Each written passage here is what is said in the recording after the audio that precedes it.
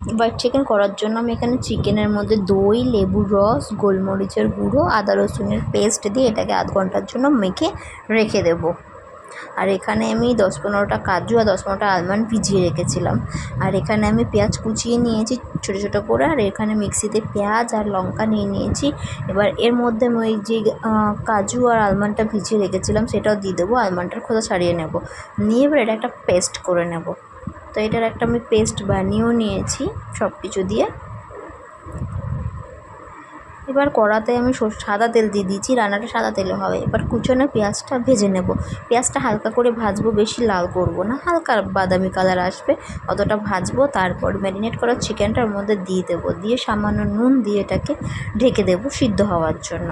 তো সিদ্ধ হয়ে জল বেরিয়ে গেছে। এরপরে যে পেস্টটা বানিয়েছিলাম সেই পেস্টটা দিয়ে দেবো এর মধ্যে। এবার 5-6টা কাঁচা লঙ্কা ছিঁড়ে দেবো, যে যেরকম ঝাল খাবে সেই মতো দেবে। এখানে কিছুটা কাসুরি মেথি হাতে গুঁড়ো করে ওপর থেকে ছড়িয়ে দিলাম, আর কিছুটা পরিমাণে বাটার দিলাম, দিয়ে এটাকে ভালো করে মিক্স করে নেব, কিছুক্ষণ ঢেকে রাখবো। আর হচ্ছে যে যেরকম গ্রেভি খাবে সেই মতো জল দেবে। জল দেওয়ার পর আমি এবারটাকে ঢেকে দিলাম।